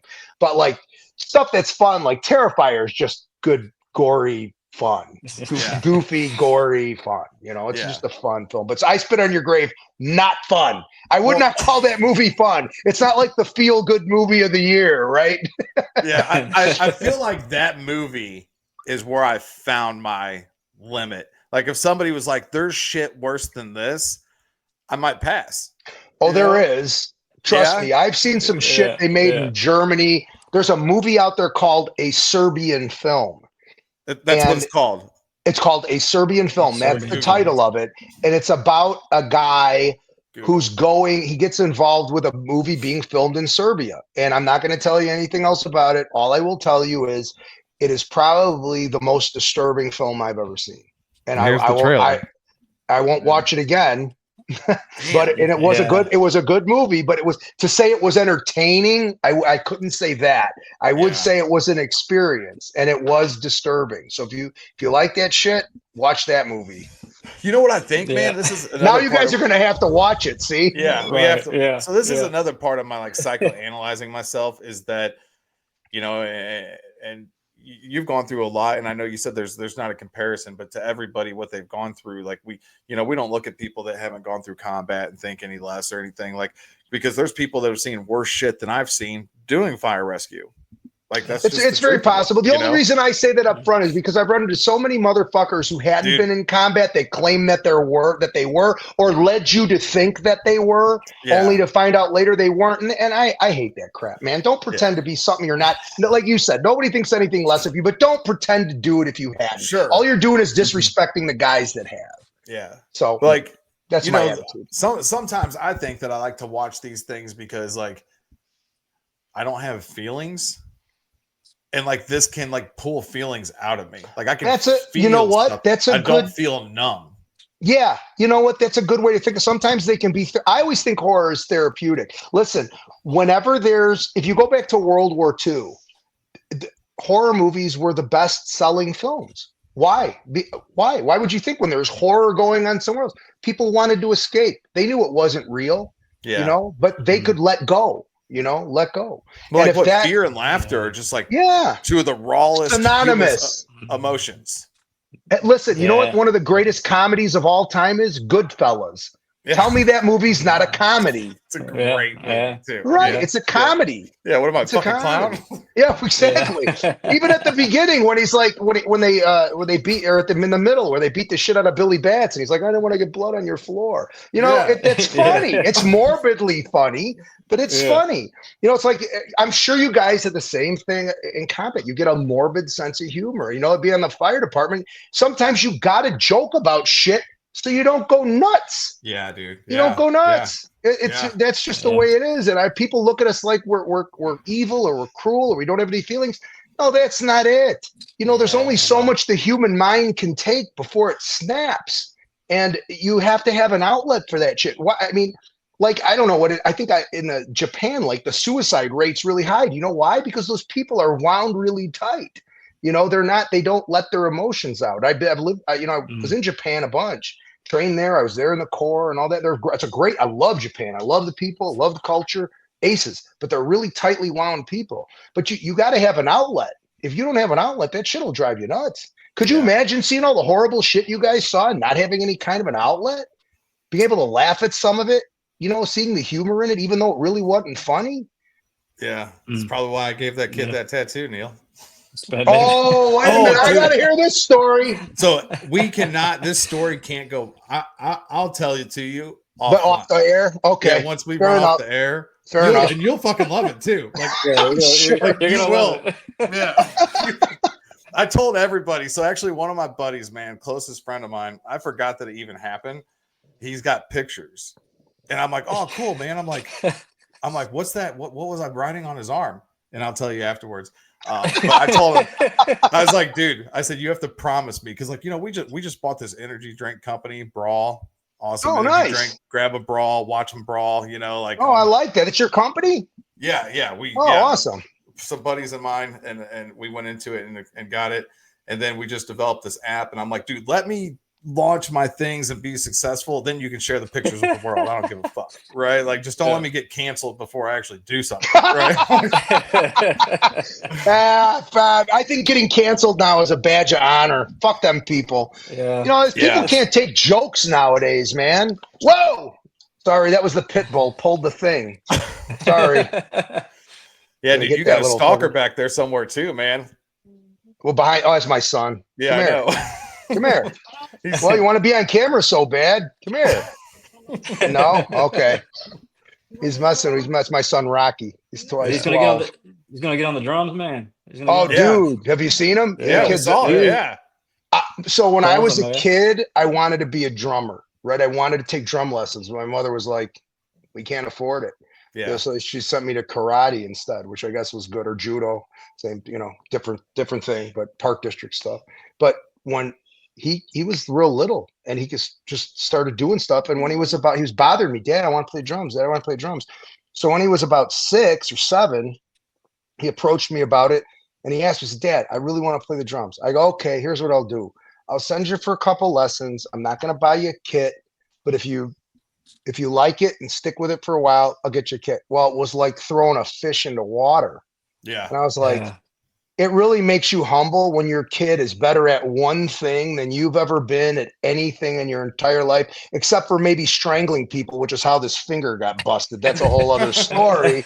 But he's really good. Like I put his stuff on YouTube all the time, and I've been trying to take lessons. It was a dream of mine, but I'm like, I don't know how he does it. It's so frustrating. It's super like, cool, God man. damn it. Yeah, that didn't sound right. Shit. Yeah, it's super cool. It was super cool to see, because this stuff is easier to pick up, man. Like, because I got a drum set here, and I mean, I can do a little bit, but yeah, I can keep time and stuff like that, but I Yeah. can't do all the complicated fills and stuff like yeah, he does. man. But I'll tell you what, you got a hyperactive kid, buy him a drum set. Yeah. It really helps you focus. Well, that was what was Yeah. great about for martial arts when I was in martial arts, you know, or I still do it, but it's the only thing that I can really focus on. Like I can't, I'm shocked I'm having this conversation with you guys without drifting off somewhere, really. Like I can't be on the phone. People say, you never pick up the phone, you're just texting. Yes, because when I text you, I can see what you're writing me, I can read it, and I can think about it and respond. If you're talking to me, I'll get lost. I won't hear you. Yeah. You know, it's a weird thing. I don't know. My wife gets mad when she's talking to me. I walk around. Can't you stand still? Look at me when I'm talking to you. No, I won't hear a word you're saying. I got to walk around, you know? Yeah, I'm the same way. I'm the Right. same exact way. Exactly. We're busy people, man. Like that's me on the Yeah. phone calls. I do so many phone calls, and I'll just do laps, like Yeah. around my pool, around the house. Like I'm just Yeah. constantly, like just sitting. Honestly, I don't know if you guys tell. I feel like I'm moving a lot. Yeah, Like, oh yeah, like my Yeah. legs are always go. My Yeah. mother used to go absolutely nuts.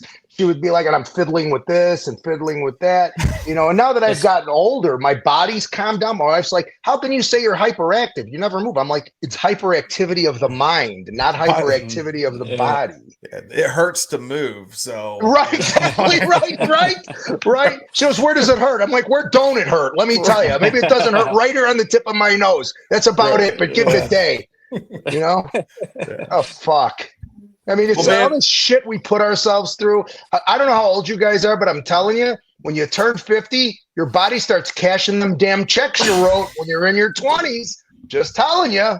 yeah, dude, mine's already starting to at least plot interest. Like it might not be cashing the full check yet, but God damn it, I got to warm up to get out of bed. right. And she's like, That's "How'd you why- throw your neck out now?" I'm like, drinking a cup of coffee. That's why I moved to Florida, man. It's like, and it drops down to 60 degrees or something. I'm bundling up, heated blanket, like Yeah, right. I need to be warm. I need to be. Yeah. The cold hurts. It hurts my body. There he is. That's Rocky. Say There hi he to the is, gentleman. What Maybe up? he'll be a future Marine if we still have a Marine Corps. I don't know Right. with the way things are going. Hey, did you guys? Let me ask you guys about this. I know we're running way over time here, but I heard that the Marine Corps no longer has armor and no True. longer has artillery. So I'm not sure about artillery, but snipers. We don't have armor anymore, and so we don't have snipers anymore. So snipers are a MARSOC recon element. Okay. But as far as having snipers embedded with the, There's no like stay platoon anymore. no more or stay. anything. And then my job, I was an 0351 anti-tank assaultman. That's we gone. We don't exist anymore. Tanks don't exist anymore. Well, we're not a corps anymore then. Yeah, they're trying. What Crazy, they're trying man. to do is they're trying to go back to like the smaller, more amphibious World War II days, and, Like smaller teams, specialized kind of. And if MARSOC you think type about stuff. it, what's the they brought the Raiders back, which was World War II. Yep. And it's The originals. Think about where's going to possibly be the next wars. They Urban. rebuilt the landing strip in Peleliu there by China. Like amphibious landings. Who knows? Like I think that they're trying to go back to that. Yeah, warfare. That kind of warfare is done. That Yeah. World War II, even Vietnam's. That's done.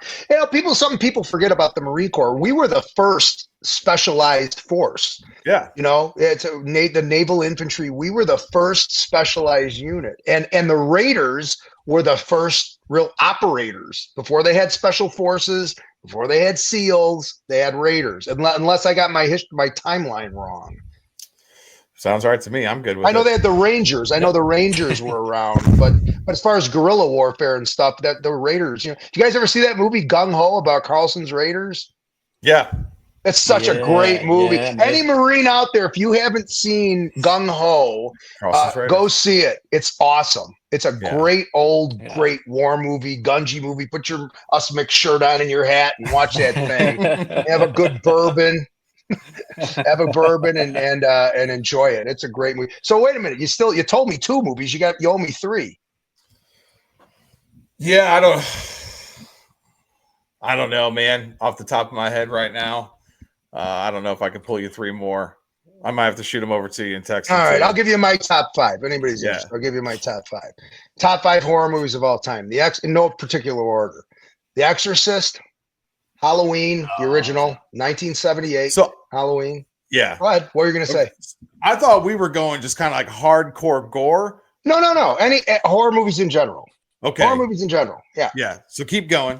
Yeah. So Exorcist, Halloween, the original I think it's 51, The Haunting, which is really a cool, creepy ass film. Really creepy. Yeah.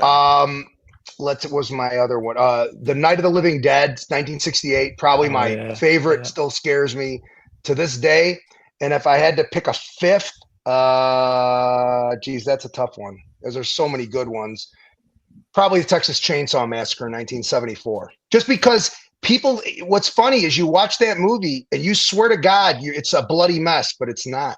They use camera tricks. There's barely any blood in that thing. It's just a really intense film. So that's my top 5. Chainsaw Massacre, The Exorcist, Night of the Living Dead, Halloween, and The Haunting. So definitely Halloween, The Exorcist. Being originally from St. Louis, like The Exorcist is based off of. Right, that case. Yes. That case. Yeah. So growing up, like St. Louis, like before Nelly, like that was kind of before, like our claim to fame, you know? Before Nelly. All we had was The Exorcist, and then like Nelly comes along, we're like, cool, we got Country Grammar too now. Like we've got 2 things. And then Halloween. So like every Halloween, it is tradition to watch that. Dude, it's such incredible. And then it's like so cool when you learn the things too. Like when you really dive into it, it was how they made it. Yeah, like they took and put leaves all over the ground to make it look like Halloween, but then you don't even realize that like the trees There's a palm green. tree in the background too. It's supposed to be Illinois. Right. Right. Well, see that that movie was a low budget film. I think their budget was like $300,000 at the time, and there's a perfect example of when you don't have a lot of money, how ingenuity can make a movie so much better. Like take Night of the Living Dead for example. That movie is scary and it's raw and it's gritty. If they had $1 million to make that thing, it probably would have sucked. It probably would have sucked. Yeah. So sometimes low budget films, I love low budget. The best films I've ever seen in my life are low budget independent films. Of course, I like these early 70s like anti-hero tough guy films. Those are my favorites. But I'll throw in, I guess for the 5th, we'll do House of a Thousand Corpse. Oh, that's a good one. I'd like to tie that in with the Devil's Rejects, and Devil's Rejects was his best film for sure. It was really damn good. Those characters, I told you about characters. Those characters are so well written. Now, there's another movie. I wouldn't call it entertaining, but it's compelling, and you can't stop watching it because the characters, even they're evil people, but they're so interesting. Like you get it, like the whole dynamic of the family between Spaulding and first of all, there's one scene in that movie that is in my top 5 of scariest scenes of all time. Of which movie? Devil's Rejects. Okay. And it's where Sid Haig as Captain Spaulding is in the car with the kid, and he goes, "What's the matter? Don't you like clowns? Don't you think we're fucking fun?" That scene, scene is horrifying. It is really scary. And I met Sid Haig once, and he's a super nice guy. And I told him that scene scared the shit out of me. And he was like, "It scared me when I saw the screener." And I was like, "Jesus Christ." Well, then this is the genius of like those movies is on the other side. Like one of my favorite lines, like nobody can bring up ice cream without me saying, "Tutti fucking fruity." See, that's what I mean. It's compelling. See, when you humanize characters, people, that movie would have never been a success if those characters were all those characters, every one of them, from them to Forsythe's character to Diamond Dallas Page and Danny Trejo. all those characters are so well constructed and fleshed out that you love those characters no matter what they're doing. Even if you hate them. Even if you hate them, like Yeah. my good friend Lou Temple is in that movie.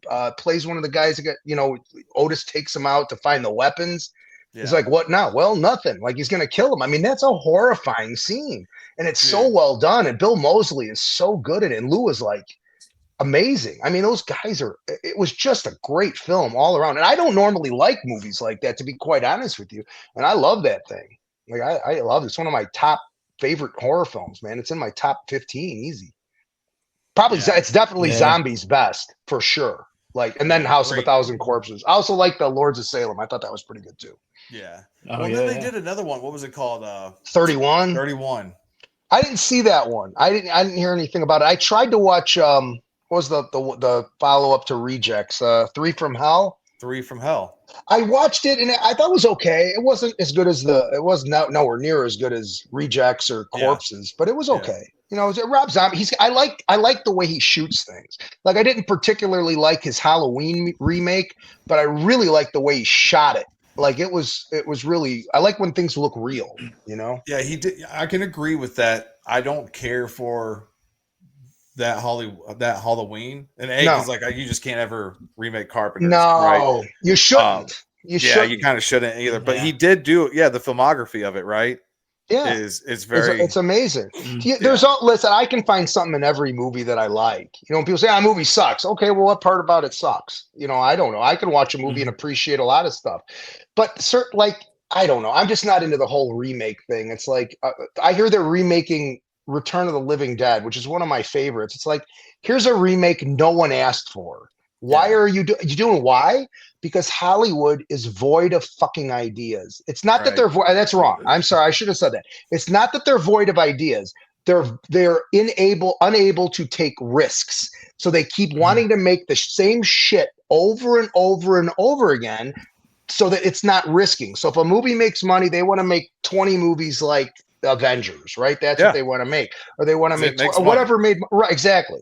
They're not. There's tons of great material out there and great scripts that people have written that aren't going to get made because nobody wants to take a chance on them. So that's why I like independent films. Really, some of the best films I've seen were just these small movies. Like Oddity was the best horror movie of last year, in my opinion. Was so good. And Longlegs, there's another one, like Osgood Perkins. He doesn't make big movies, he makes small movies. If you ever get a chance to see a movie called Pig with Nicolas Cage, it's not a horror movie, but it's a really, really cool, interesting movie. Like, this character that he plays is so offbeat and weird and interesting. I highly recommend that thing. That's my recommendation for the night, folks. Pig with Nicolas Cage, among other things. Yeah, I'll put that on the list too. What's your favorite tough guy movie? Favorite tough guy movie? Ooh, I have a bunch. I don't think I could pick one. You know what? What was that fucking movie called, man? If you guys don't wait on me, because it might take me a second to get it. I'll give you 3 good ones. Point Blank with Lee Marvin, The Limey with Terrence Stamp, and what's a good third one? Well, of course, Enter the Dragon with Bruce Lee is probably the greatest tough guy movie of all time. But those 3 I would say. You know, there's modern ones too that are fucking great. You know. But those 3 are great because they're just regular badass guys. Like, Thief. Did you ever see Thief with James Caan? Like, it's not an action film, but he plays a really, really tough character. Like, it's a great film from 1980. Yeah, you got to rely on character stuff. Go ahead. Yeah, I like I guess not in the traditional sense, man, but Denzel and Man on Fire. Oh, that movie's great. No, that's a total tough guy film. Did you ever see the original one with Scott Glenn? I didn't. Oh, that's a great one too. They're both good. The Denzel one's a little better, but the one with Scott Glenn is really good too. Yeah. I love that movie. Oh, Denzel's awesome in that. He's also great in the Equalizer movie. And the Equalizer movies, Oh, it's fucking awesome. Yeah. I could watch Denzel Washington clean bathroom tile. He's such a good actor. You know what I mean? Right, He makes anything look interesting. The Book of Eli, there's another good one he was in. You see that one? Yeah, Book of Eli. Incredible movie. Right? Incredible. Dude, the hook at the end, we won't give it away for those of you who haven't seen it. Yeah. You can watch that one. Dude, like... Yes, that was amazing. That ending, like that whole movie. It blew my mind, man. Yeah, it blew my mind. There's not a lot of movies. I feel like I can anticipate so many things. Right, exactly. And that one, I didn't see that one coming. Pardon the pun. No, there's no way. Even if somebody's like, dude, there's a huge twist at the end. I would have never guessed that. Like, I never would have guessed that. Did you see the recent one, Strange Darling? No. Oh, watch that one. I'm not going to tell you anything about it except watch it, because if I tell you anything about it, it will give the hook away, and it's an amazing twist that you won't see coming, and it will blow the mind out the back of your head. Great movie, Strange Darling. Watch it. Strange Darling. So the movie, this movie right here. This I can never remember the name of it for some reason, but I love it. You ever seen the movie The Losers? No, who's in it? So Chris Evans is in it. That Zoe Saldana, Jeffrey Dean Morgan, Idris Elba. Oh, I love him. So a CIA special forces team is betrayed and left for dead by their superiors. It's one of those kind of like Expendables. I think it even came out before the Expendables. It's called The Losers. I'm gonna check it out. I like all those people. It's a super cool movie because it's like this little CIA special team. Almost like an A-team kind of thing. They get fucked over, and it's just there's some good humor in it. There's like some really good humor. There's like a really funny scene. They have to. If you don't have it, then you can't have tough people without a little humor. The character development. I think that's another reason that like you get to know the characters, and I think that's one of the reasons I like it so much. I'm gonna put that on my list. I'm gonna make a point to watch it tomorrow. The movie I'm working on right now, the script I'm working on right now, is a throwback early '70s tough guy script based on a real guy that I know. So I'm hoping to get that one done next year, but that one has to be super low budget, and I have to I'm going to play the lead. That's what's for me. That's for me.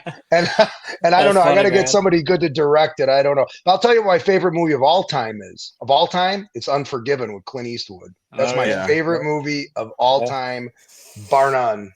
Bar none. So, God, that's such a hard...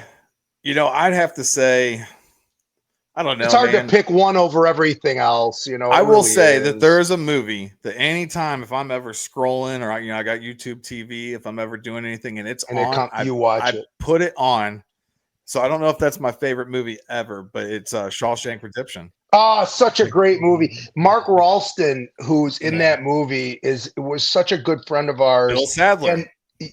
Bill Sadler's in it. I mean, it's got such a great cast, but Ralston is so good in that damn thing, playing that character. I mean, it's one of the greatest films of that generation of films. It's so good. So good, man. So good. Well, now we've burned up all your time with me babbling on and on and on. Dude, I mean, this is how it goes though, man. Like that's awesome, like man. I say, this is what makes I'll a go good for podcast. 4 hours if you keep going. I'll ask my wife.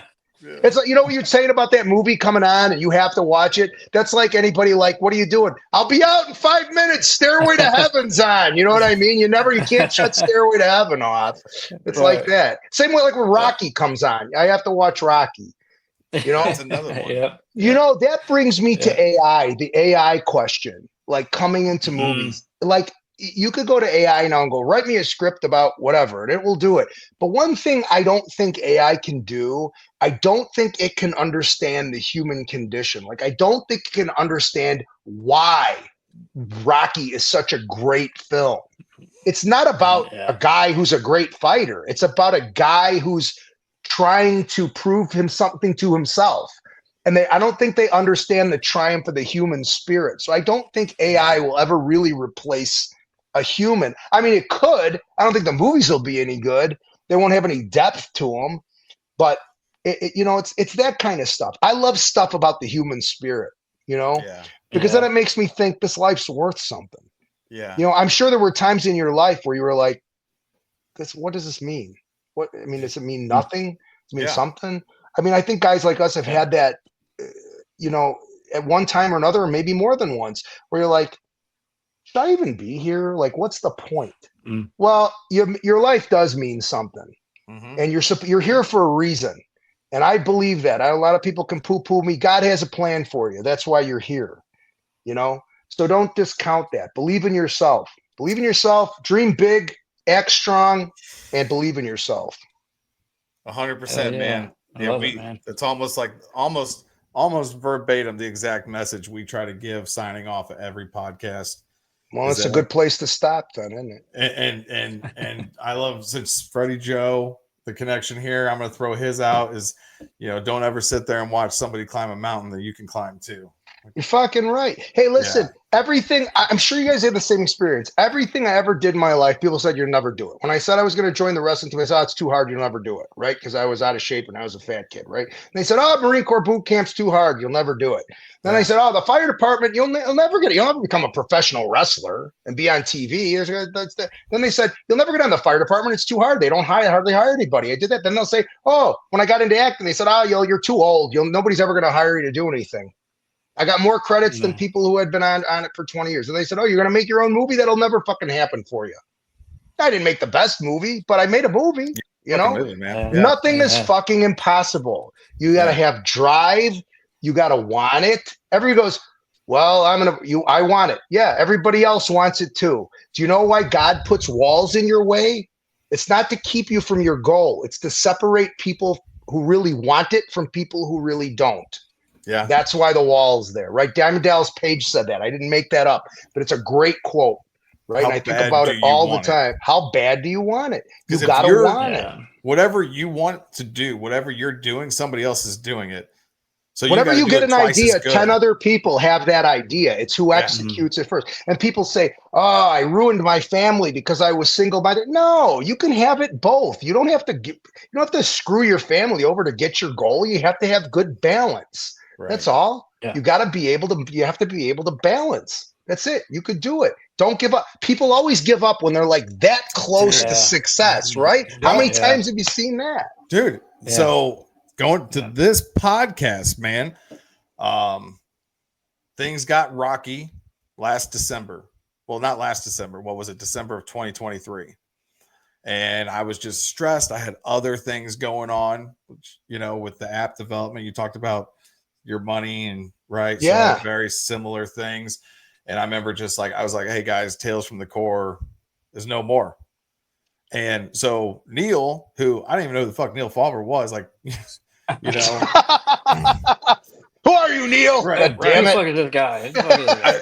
There was a couple people that reached out, but then like especially him, he's like, hey man, this is too good. It's like therapy, the stuff you guys are talking about, like, you know, because we have got episodes about VA mental health benefits. Like, guys need this. So Neil, you know, he slides into Scott Gibson's DMs.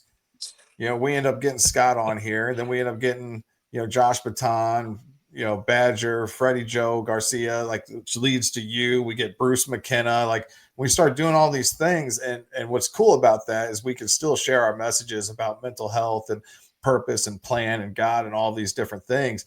And then whenever we bring you on, you know, and now like your circle gets to hear them, and like it spreads and spreads and spreads. Life is about connections, man. That's all. Making them. Here's a super cool story. I'm going to kind of keep it a little anonymous because I know a guy that's a therapist, right? And someone looked him up and they found his episode on Tales from the Corps. And this guy was going to that person.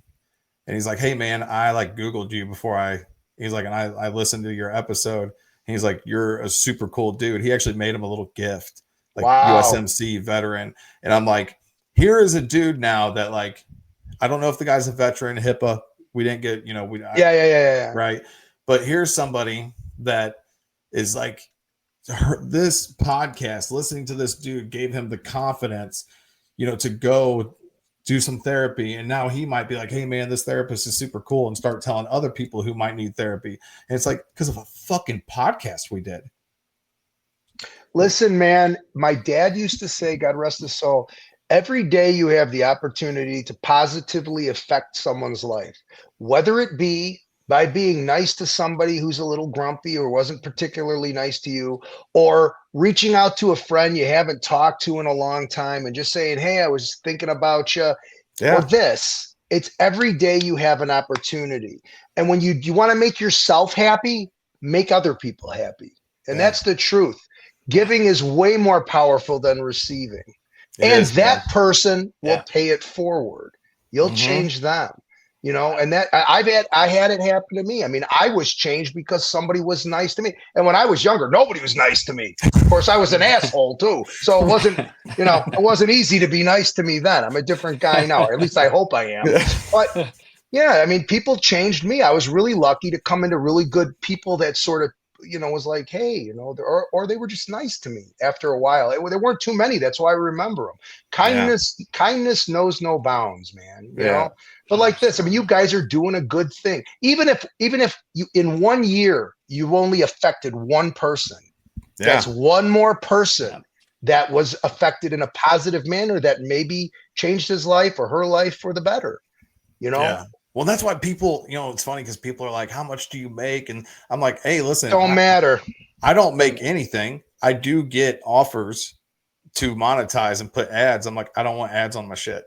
Yeah. Right? Like I rather the message just be pure, go out to people, let them enjoy it. There's nothing wrong with making money. No, you got to eat, you know? Yeah. And you got to pay the bills and you got to take care of your kids. Fortunately, this isn't my income and I don't need to rely on this to be my income. And then another thing I've been asked is like, what's your budget for your guest? I'm like, what the fuck do you mean my budget? I wouldn't take a penny to do this. He's like, well, how much do you pay people? I'm like, man, people just come on. What are you talking about? Like other people pay people to come on their shows? Want to be? I never heard of that. I've been on a bunch of podcasts and I would never ask nor was offered any money and I wouldn't take it if I was. I guess I'm nobody anyway. Nobody's going to pay me anyway. So it's okay. I'd pay you, Mike. Yeah. Oh, thanks, Neil. I appreciate that. Thanks, man. Well, next time I'm in the Chicagoland area, I'll bring a couple cigars. Yeah. I'm in. All right. Thanks, guys. I really appreciate it. What an honor. Yeah, we had a blast, man. We look forward to keeping in touch with you. Glad I met you guys. See, you meet more brothers.